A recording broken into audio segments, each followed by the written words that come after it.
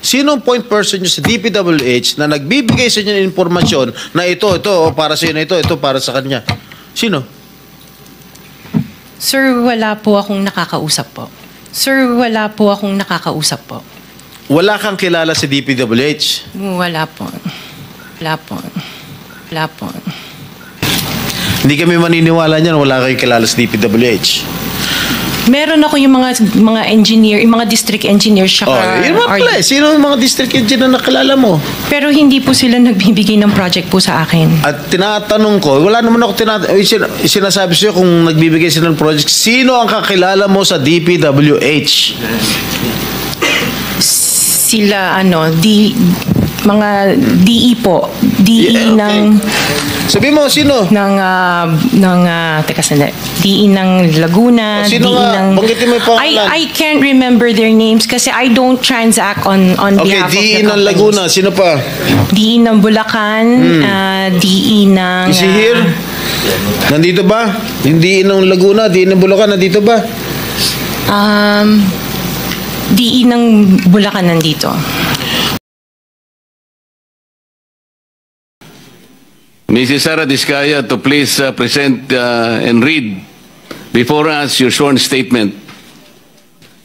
Magandang umaga po sa mga kagalang-galang na senators at miyembro ng Blue Ribbon Committee, lalong-lalo na kay Senator Dante Marcoleta, Chairman ng Blue Ribbon Committee. Joint statement ng namin mag-asawa, so I will read partial and then my husband will also read the other half of the sworn statement. So kami si Pacifico F. Diskaya II and Cesara Rowena Diskaya, mag-asawang nasa tamang edad, parehong Pilipino. Number one, noong 2003, kaming mag-asawa ay tinayun ang kumpanya na pinangalan namin St. Gerard Construction. Ipinarehistro namin ito sa DTI, nakakuha ng contractor's license at nagsimula na lumahok sa mga pribadong construction projects. Number 2, kinalaunan nagsimula na rin kami na lumahok sa mga government projects. Natuklasan namin na hindi naging madali ang trabaho sa mga government projects. Madalas mahirap ang paniningil ng bayad at matagal bago kami mabayaran ng gobyerno. Number 4, hanggang dumating ang pagkakataon, lumapit sa amin ang isang kaibigan na si Voltaire Claveria at inalok kaming magkaroon ng proyekto sa national level gamit ang aming lisensya. Number 5, ipinakilala niya ang sarili niya na nagtatrabaho para sa isang congressman at nangakong kapag nagbigay kami ng pera ay makakakuha kami ng proyekto.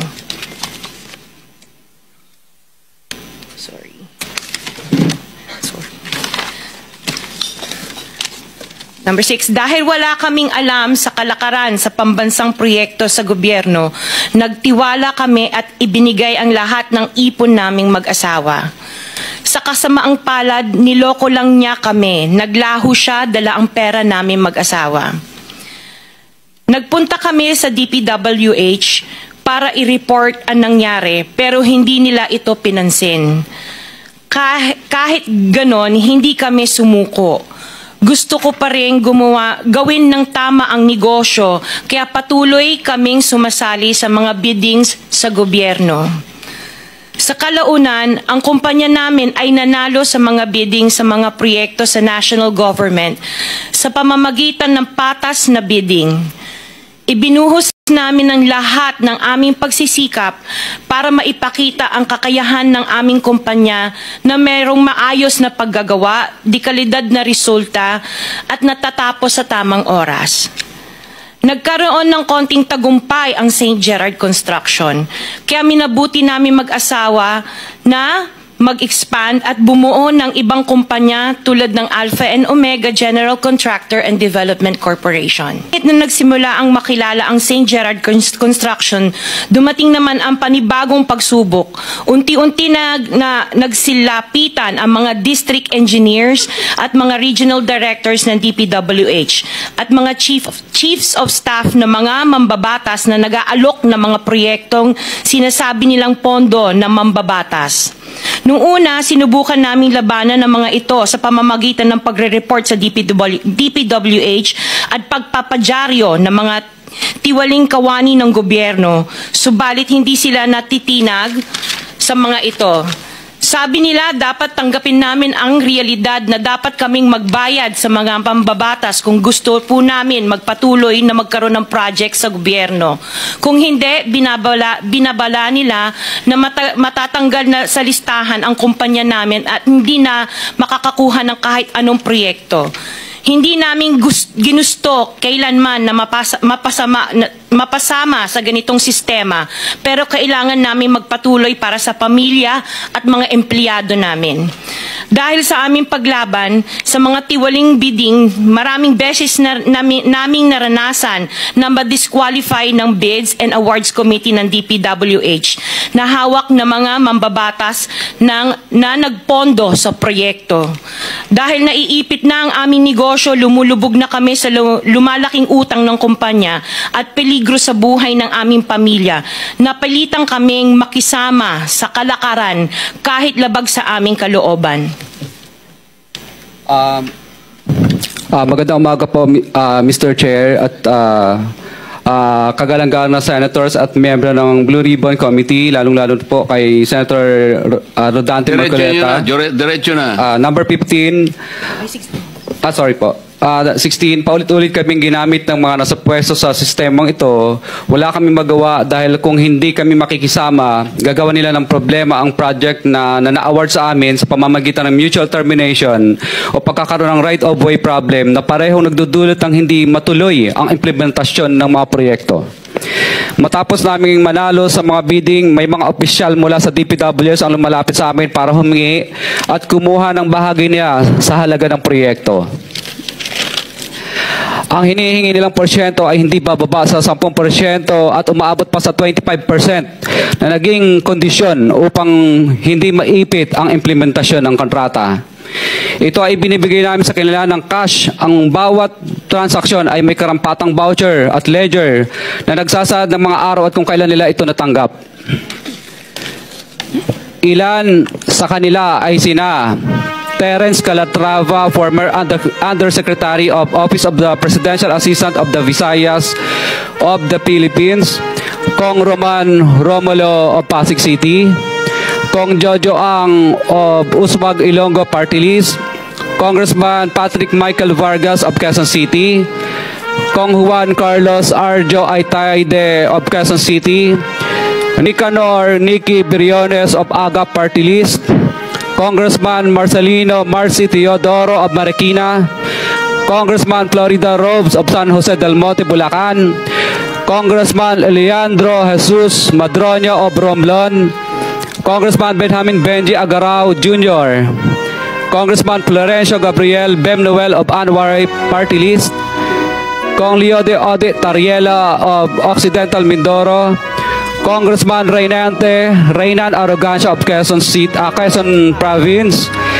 Kong Marvin Rillo of Quezon City, Kong Teodoro Haresco of Aklan, Kong Antonieta Yudela of Zamboanga, Sibugay, Kong Dean Asisio of Caloocan, Kong Marivico Pilar of Quezon City.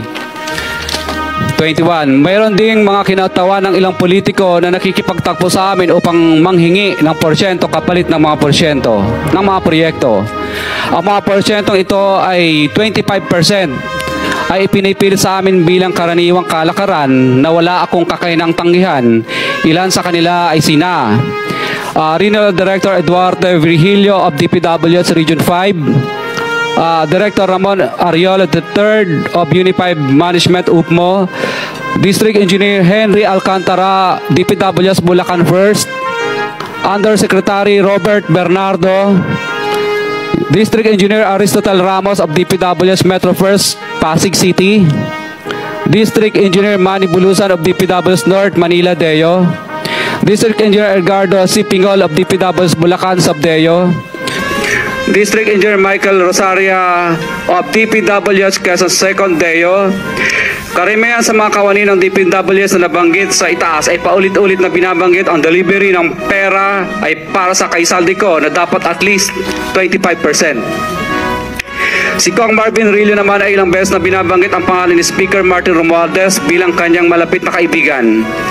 25. Sa tuwing umiinom kami sa Wine Story, sa BGC at sa Shangri-La Mall, sinasabi pa ni Kong Rillo na lahat ng kanyang request para sa pondo ay galing pa mismo sa unprogrammed funds at insertion na inaaprubahan ni Speaker. Ang tao ni Marvin Rillo na si Bogs Magalong ang pumupunta sa amin para kunin ang pera sa aming opisina o sa Wine Story. Si Kong Jojo ang naman lagi ring binabanggit sa lahat ng project sa kanya ay papondo ni Speaker at ni Saldico. Mataas ang hinihingi sa project, dagdag pa niya, hindi naman lahat ng pera ay para sa kanya, kundi para kay Speaker at kay Saldico. Sa lungsod ng Pasig naman, lumapit sa akin ang DPW's project engineer na si Angelita Garucha para kolektahin ang parte ni Kong Roman Romulo sa flood control projects noong 2022. Number 28. Pagdating ng 2025, si District Engineer Aristotle Ramos ang sumunod na nagpakilala na bagman ni Kong Roman Romulo kung saan 30% ang kanyang hiningi ay para kay Kong Roman Romulo. Sinabihan ko kay D.E. Ramos na masyado namang mataas, ngunit sinabi niya na walang magagawa dito dahil pondo ito galing sa program funds at insertion galing sa taas. Sa ilang pagkakataon, ang mga politiko na personal na inabutan ng halaga ayon sa hiningin nilang porsyento mula sa proyekto. Ang pagbabayad na ito ay hindi naman kagustuhan kundi isang hakbang na ginawa namin dahil sa matinding panggigipit. Ilan sa kanila ay sina Kong Antonieta Yudela kasama ang kanyang asawa, Kong Marvin Rillo of Quezon City, Kong Nikki Briones of Aga Party List, Arturo N. Ataide, ama ni Kong Arjo Ataide, Kong Florencio Gabriel Bem Noel of Anwaray Party List, Kong Eliandro Jesus Madroña of Romblon, Kong Benjamin Benji Agarao Jr.